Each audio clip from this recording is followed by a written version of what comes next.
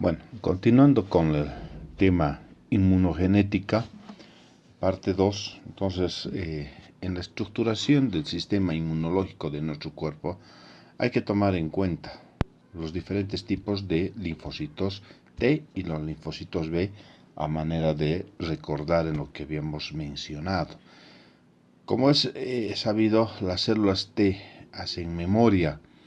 ¿Qué significa el sistema de memoria? Significa la reacción inmediata frente a una invasión de un patógeno en el que previamente nuestros sistemas de defensas ya han sido sensibilizados. Entonces, la capacidad de replicarse es rápidamente de acuerdo a las necesidades para hacer frente a la carga, ya sea viral o a la carga bacteriana que se da cuando tenemos una infección, ¿no? Entonces, en ese sentido, esa es la capacidad de obtener las células T de memoria.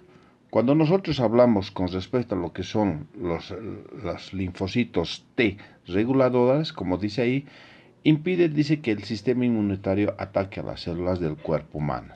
Este es uno de los tipos, o el cuarto tipo de linfocitos T reguladoras, también conocidas como las supresoras, en el que nos permite poder hacer un control sobre los otros tipos de los linfocitos T. Estamos hablando de los helper, colaboradores, auxiliares, estamos hablando del CD8 o las citotóxicas o las citolíticas, estamos hablando de los linfocitos T natural killer, que son tipos de linfocitos de reacción frente a una invasión bacteriana o viral. Estas reguladoras impiden o regula o suprime de que la acción destructora que ejercen estos linfocitos T no vaya a hacer que en una confusión vaya a producir con destrucción propias de nuestras células. Entonces ahí entramos cuando estas células T reguladoras por alguna situación no existe en nuestro organismo, pues los otros tipos de linfocitos T empiezan a destruir nuestras propias células. Y ahí es donde entramos al campo de las enfermedades inmunosupresoras, ¿no? Bueno, continuando, dice base genética de su estructura. Y aquí nos vamos a referir al sistema humoral, es decir, a la parte molecular de los genes, donde vamos a ver que los anticuerpos que son producidos por los mismos linfocitos B, ¿sí?, están formados por un par de cadenas pesadas y un par de cadenas ligeras, de los cuales hemos dicho que hay 5 tipos de isotipos, ¿sí?, en el que nos permite hacer a identificar de acuerdo al alfabeto griego, como corresponde al gamma, al mu, al alfa, al delta y al epsilon, donde posteriormente, cuando ya se ha producido la identificación específica o de un tipo de anticuerpos, aquí los vamos a clasificar al IgG, al IgM, al IgA, al IgD y al IgE, que son 5 tipos de inmunoglobulinas o anticuerpos producidos por los linfocitos B. Cabe recalcar que los linfocitos B, desde el momento en que se sensibilizan y empiezan a formar un tipo específico de anticuerpos, pasamos a denominarlos como las células, ¿sí?, como las células de los linfocitos o las células plasmáticas, más específicamente. Bueno, continuando, entonces, ¿qué es la hipermutación somática? Y ahí nos dice, las células B, con sus receptores de superficie celular, experimentan un proceso de maduración. ¿Qué significa esto? Que cuando estas son estimuladas a través de las citocinas, que es un sistema peptídico que viaja desde el CD4, ¿sí?, o también conocido como los linfocitos T colaboradores, viajan hacia los linfocitos B, llevando una información codificada y son recepcionados por las células B. Estas van a empezar a tener un sistema podemos decir, de identificación frente a un tipo específico contra qué germen van a actuar. A esto se conoce como la hipermutación somática. Es decir, que estos anticuerpos se van a volver específicos en base a la información que les ha llegado de las citocinas. Y una vez que estos anticuerpos o estas inmunoglobulinas se vierten, se secretan por los linfocitos B, ya llamado las células plasmáticas, vale volverlas a repetir.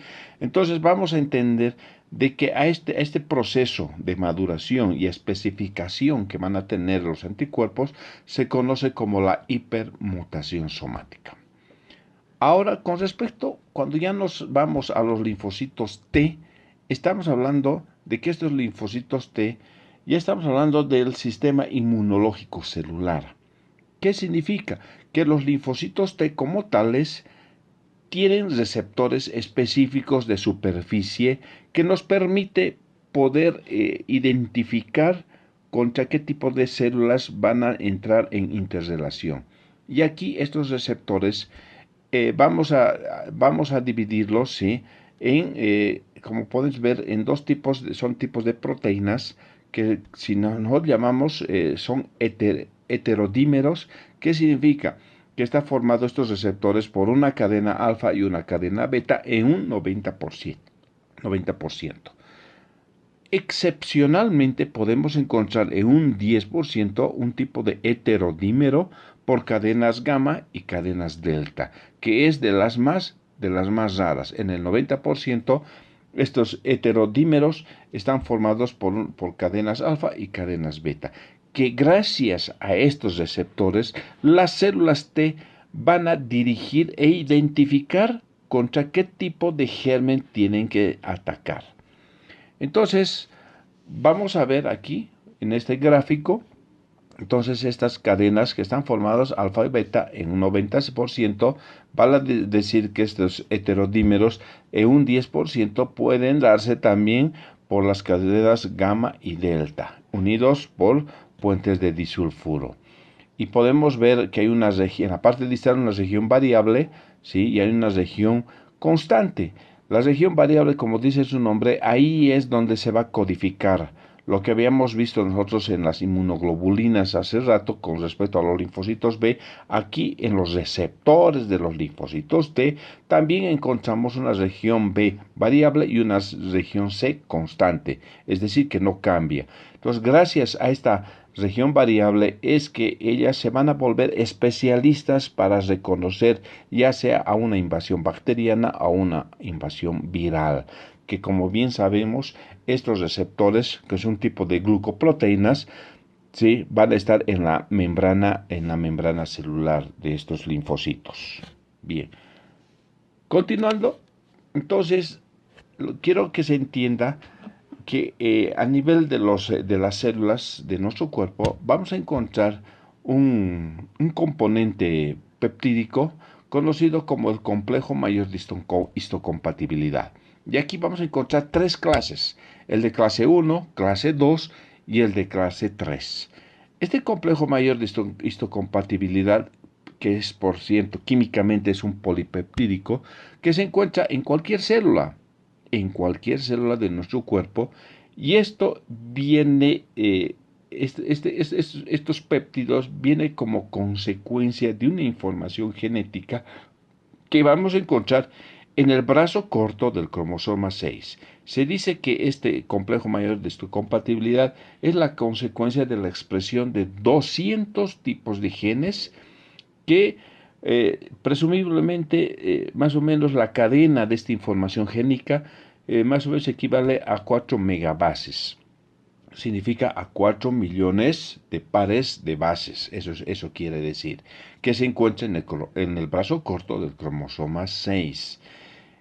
Cuando nosotros empezamos a hablar del complejo mayor de histocompatibilidad clase 1, vamos a decir que estas que se encuentran en cualquier célula de nuestro cuerpo,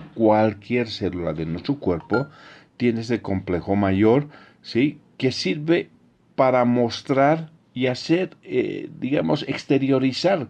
Cuando tenemos una invasión bacteriana, vale decir, escúcheme, una invasión bacteriana, cualquier célula de nuestro cuerpo tiene la capacidad de fagocitar y degradarlo como un mecanismo de defensa gracias a un sistema que tenemos que son los lisosomas, que tienen la capacidad de destruir, degradarlo a cualquier bacteria, por así decir.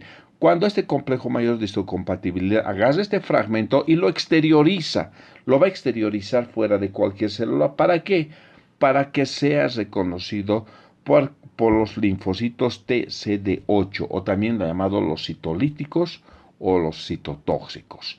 Entonces, entre los receptores de estos y más este complejo mayor de histocompatibilidad, va a haber una afinidad de reconocimiento, y en el que estos se van a especializar, van a sufrir también un mecanismo de hipermutación somática parecida a la que habíamos mencionado, y se van a volver especialistas en reconocer a una bacteria que en ese momento nos ha producido una invasión. Entonces, aquí este tipo de linfocitos T citolíticos o citotóxicos, o también llamados COD8, van a empezar a buscar diferentes tipos de complejos mayores de histocompatibilidad específicas contra el tipo de fragmento bacteriano con el que han sido fagocitadas. Y es ahí a partir de esto, lo que nosotros conocemos como el antígeno leucocitario humano, que es un tipo, ¿sí? Es un tipo de complejo mayor de histocompatibilidad de tipo A, tipo B, tipo C. Y estas van a determinar el rechazo o la tolerancia cuando tenemos nosotros frente a un injerto.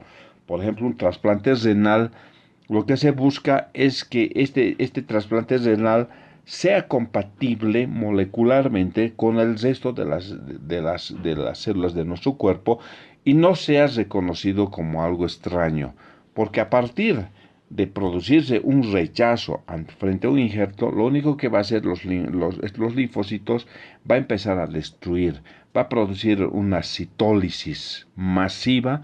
Entonces no tendría sentido hacer un trasplante de un órgano, porque sabemos de aquí a un tiempo esas células van a ser degradadas por el mismo cuerpo como un rechazo, como consecuencia de estos antígenos leucocitarios humanos, que eso un poco para poder entender cómo funciona nuestro cuerpo.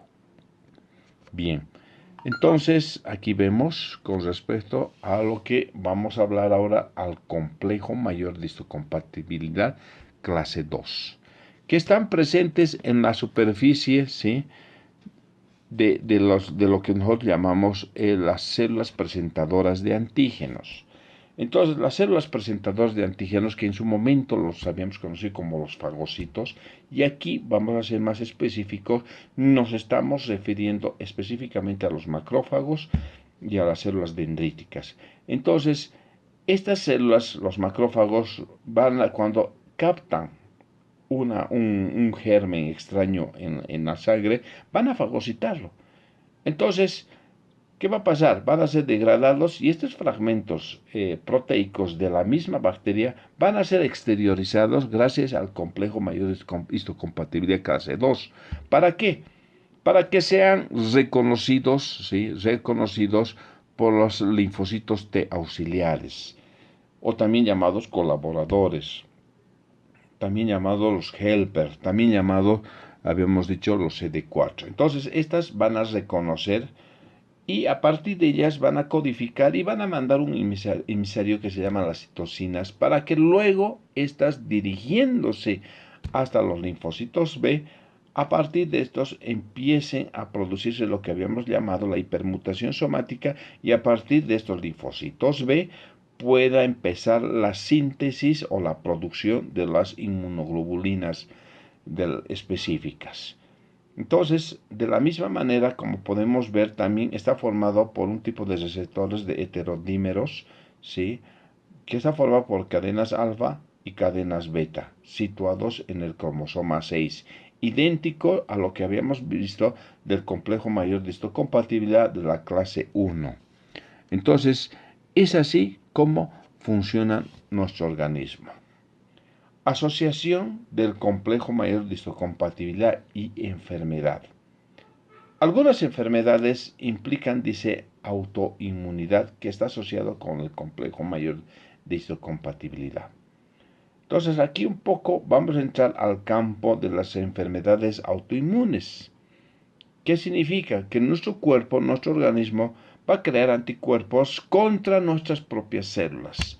Y a partir de eso tenemos un ejemplo que a veces se da, como es la diabetes tipo 1.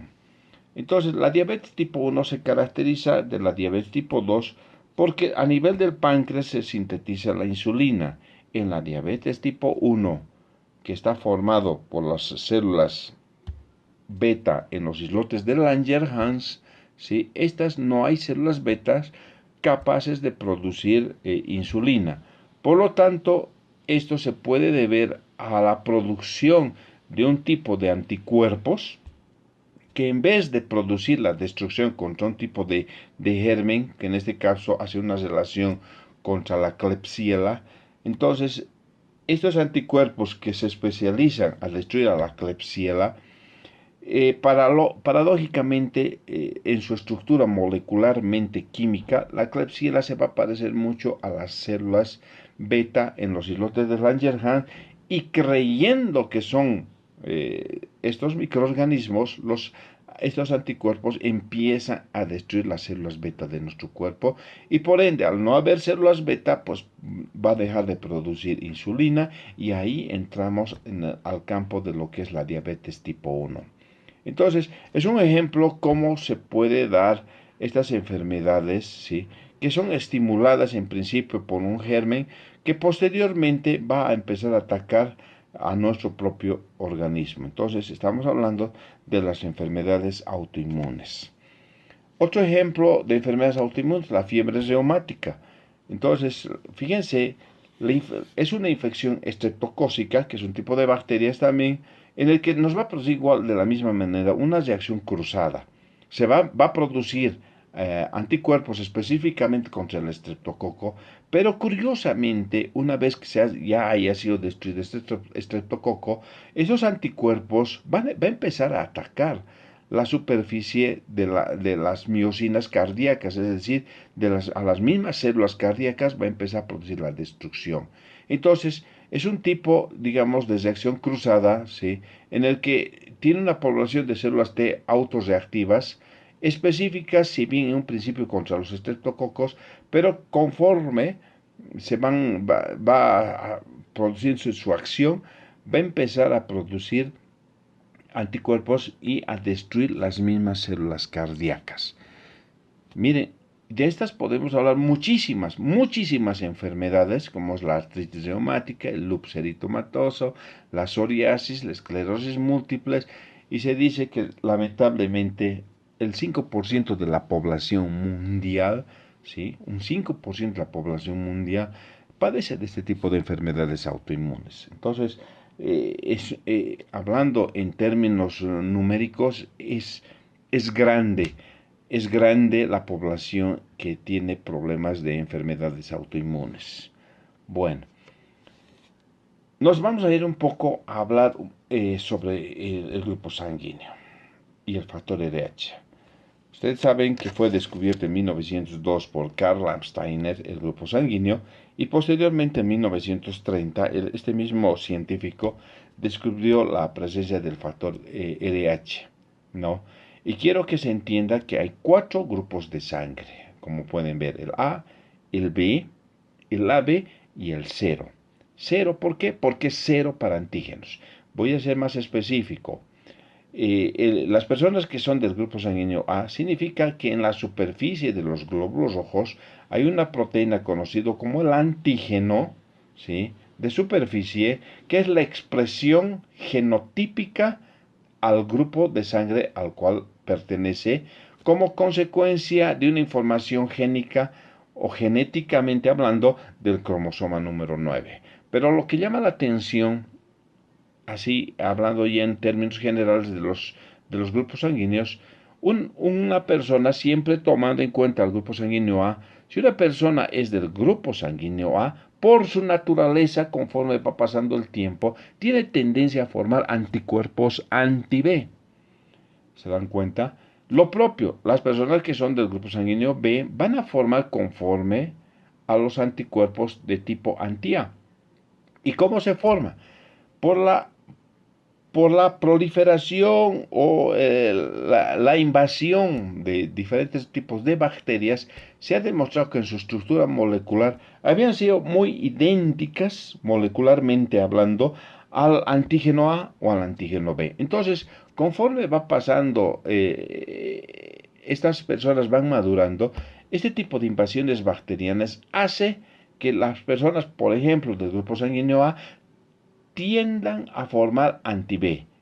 Inversamente pasa con el grupo sanguíneo B, tienden a formar anti-A.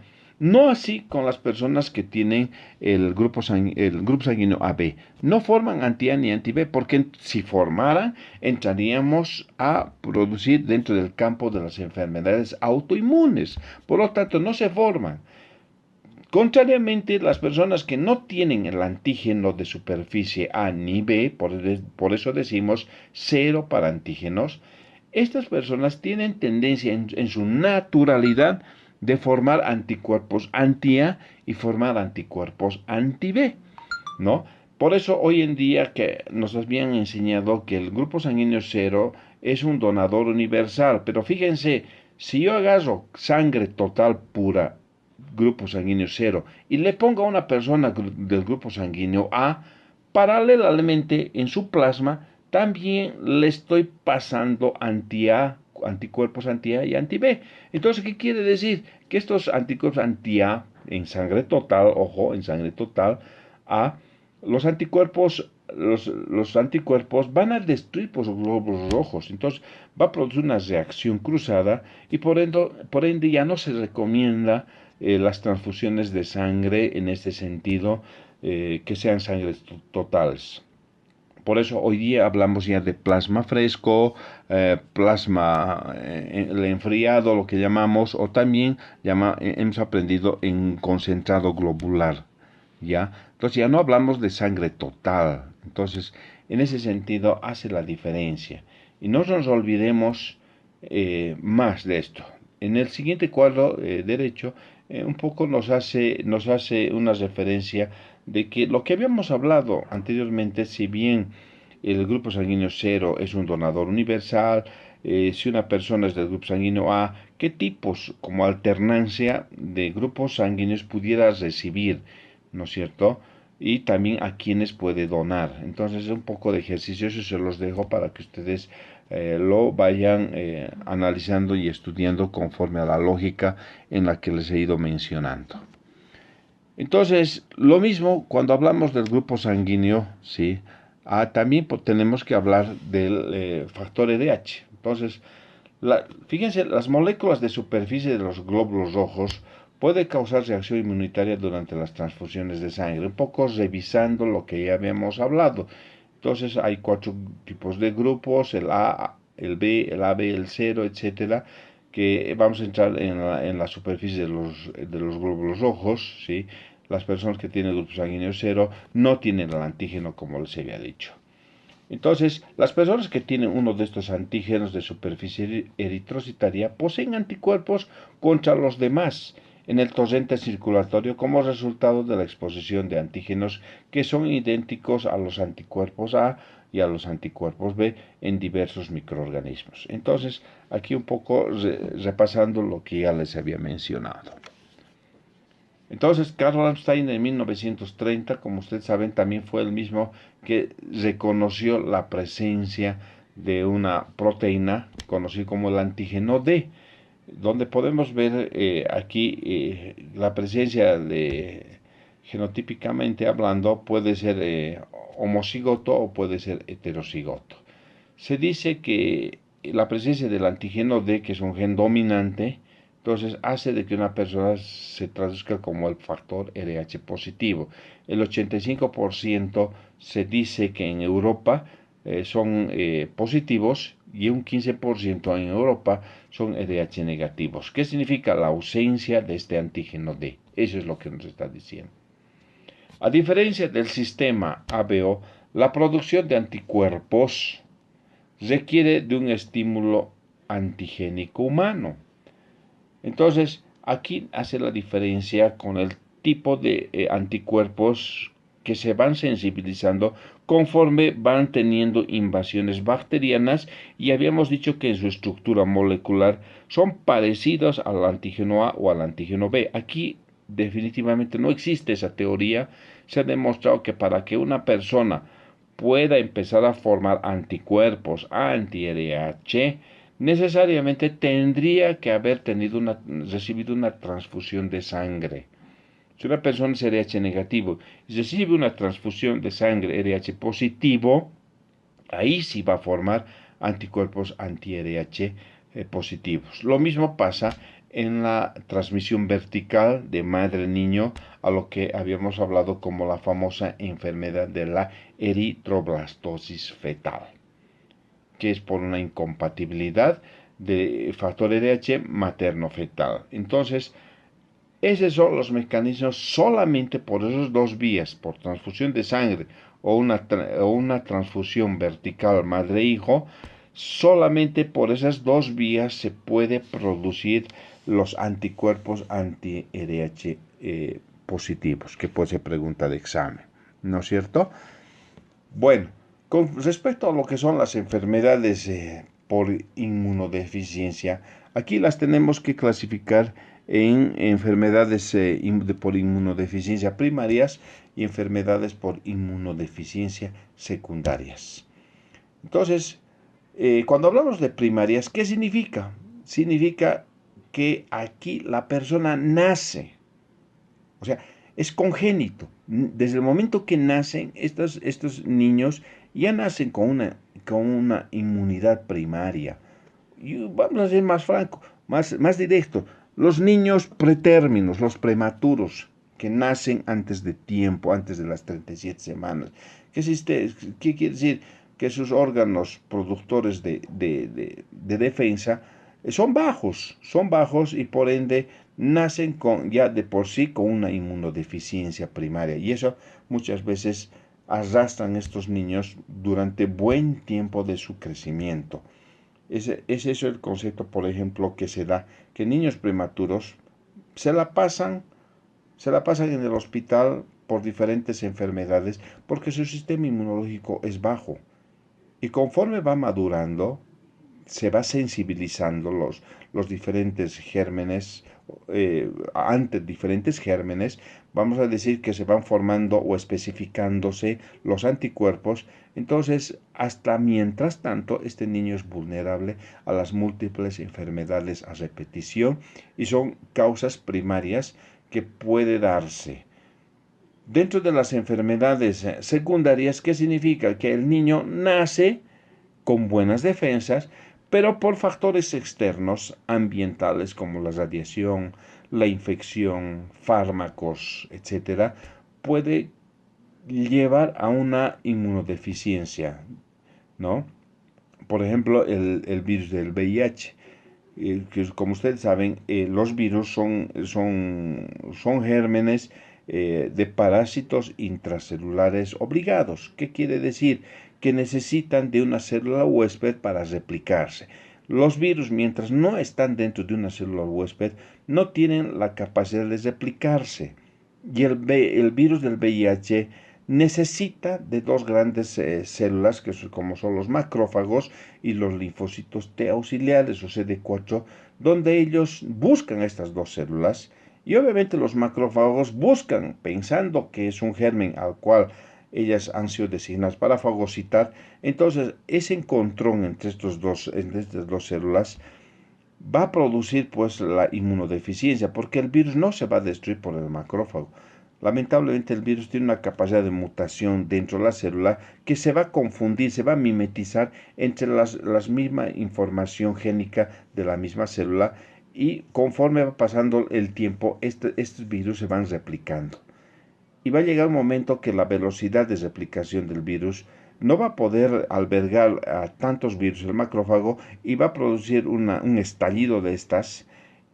Y estos virus van a quedar libres y van a empezar a buscar otros macrófagos, otros linfocitos, y prácticamente se van a ir multiplicando y va a llegar un momento en que la capacidad de división celular de nuestras defensas va a ser superado por los virus. Y ahí entramos en el campo de las enfermedades, de las enfermedades de inmunodeficiencia. Entonces, ¿qué quiere decir? Que aquí va a aparecer otros gérmenes oportunistas.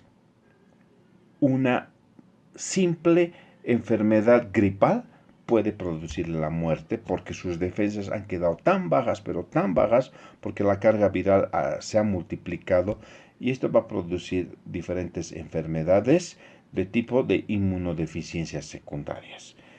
Entonces, este es un resumen de lo que más o menos tengamos una idea de lo que son las enfermedades autoinmunes. Bueno, ha sido un placer, muchachos, y vamos a seguir más adelante con los temas. Lo que sí, siempre pedirles, léanlo, estudienlo, porque las preguntas del examen siempre van a salir de este tipo de exposiciones. Muchísimas gracias, que tengan un buen día.